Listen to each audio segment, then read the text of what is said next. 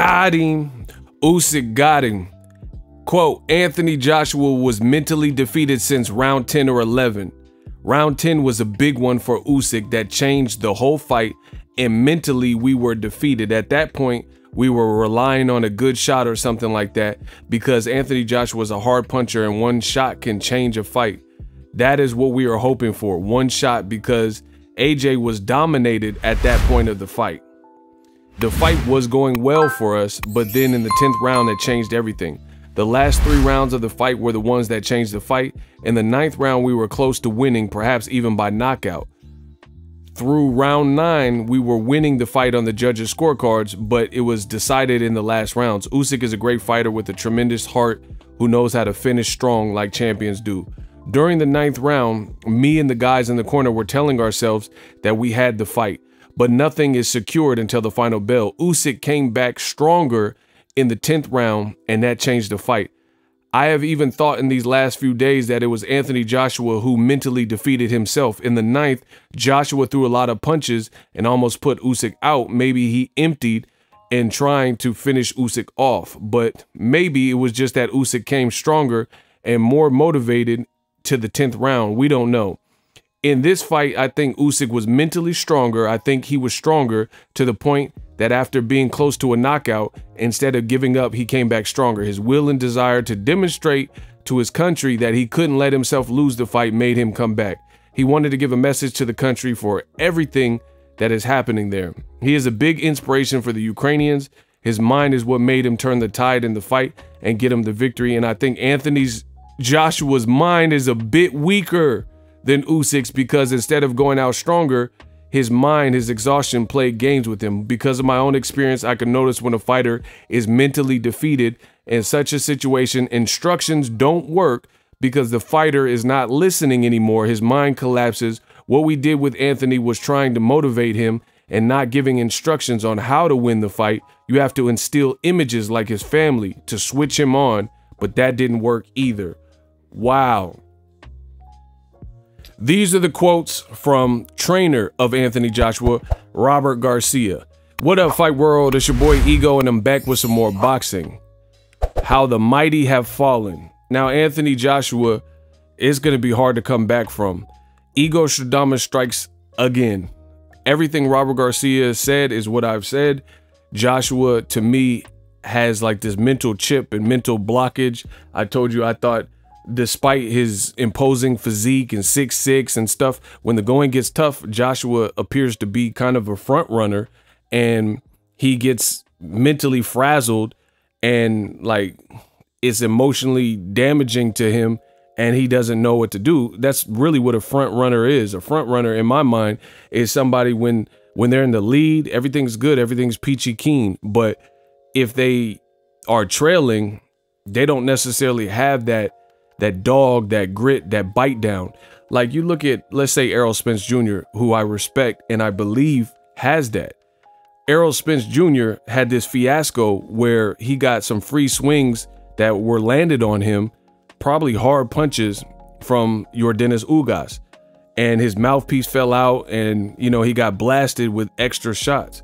But what Errol Spence Jr. did, hey, stop that cat, man down.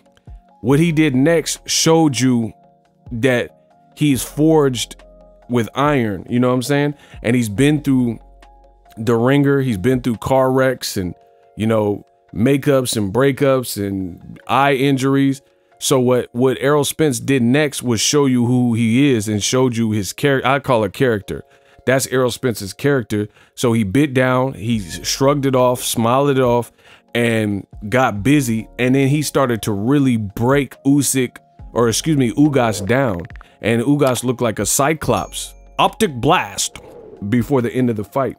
So that shows you the character of Errol Spence. And I could do this all day. Andre Ward, you know, I was there live when he got dropped by Sergey Kovalev, and you hear a huge gasp in the crowd because we're not used to seeing Dre. Yeah, Darnell Boone dropped him or whatever, but it was unexpected. It was a great shot by Kovalev, but it's what Andre Ward did when he got up that showed you his character.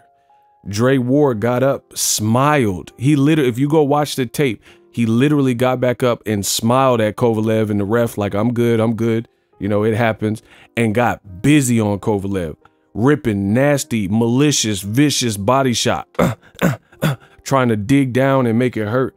And there's a great moment from Virgil Hunter, his longtime, you know, father figure and coach. And he said, Sugar Ray got dropped. Sugar Ray got knocked down. Muhammad Ali got knocked down. You got knocked down. Get up and fight. And then Virgil Hunter had this very motivational speech, but against, you know, Anthony Joshua, I don't know if that type of speech would have worked.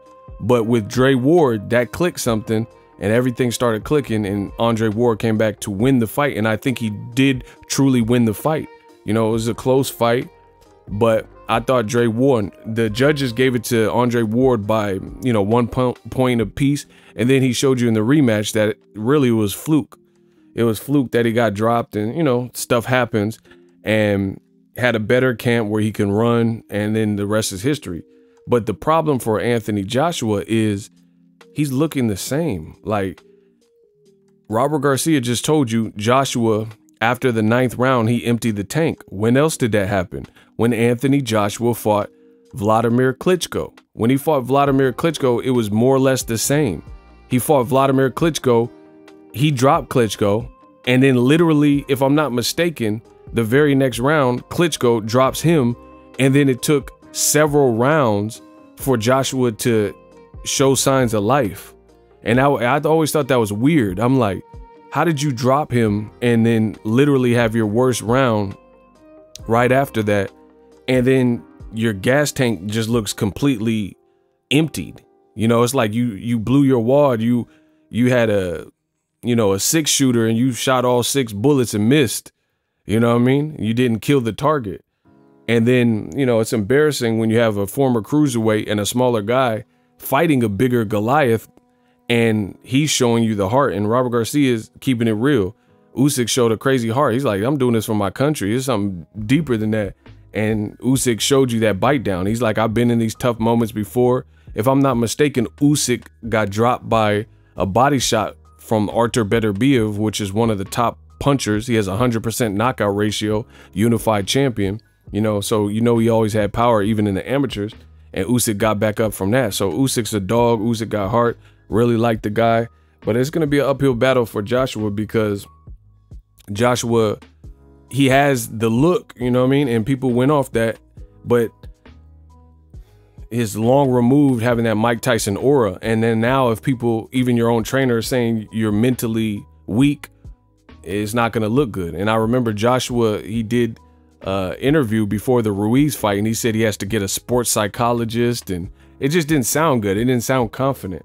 And you seen, like, it's a pattern at this point. Ruiz, he drops Ruiz, and then he ends up getting dropped right after that. He dropped Klitschko, and in the round after that, Klitschko drops him, and then he's like very inactive for several rounds. He has his best round in round 9 with Usyk in the rematch, and in the very next, he has one of the worst rounds, if not his worst round, in round 10, and Usyk started dogging him. So at this point, it's a pattern. Some front runner, Joshua can't seem to carry on the lead unless he can just like off you, and you're just so badly like Povetkin, you're so discombobulated, you just go away. But if you show that bite down in that heart, then you can outwit and out-heart Joshua. And that's been shown time and time again. I'll continue talking about this. Hopefully you guys like the video. Subscribe, SLC, subscribe, like, and comment. But, you know, with these stigmas around you, it's going to be an uphill battle to bounce back. Drop your thoughts in the comment section. It's Ego, and I'm out. Introducing Super Thanks. Right here on the official Boxing Ego YouTube. Super Thanks allows you, the viewers, to show a little bit of extra gratitude, which enables me as a full-time content creator to push out the content you need in the world of boxing. Underneath all the videos, you will see a heart with the $sign in it. You can enter any amount that you find suitable as a Super Thanks. A brand new, interactive, and colorful way to get your comments highlighted and noticed by not only myself, but other people on the YouTube platform. Super Thanks, a unique and cool way to show and applaud us full-time content creators. Hopefully you guys enjoy the content. Super Thanks. The future is now. The Hibernation 5s by Kenichi Bear.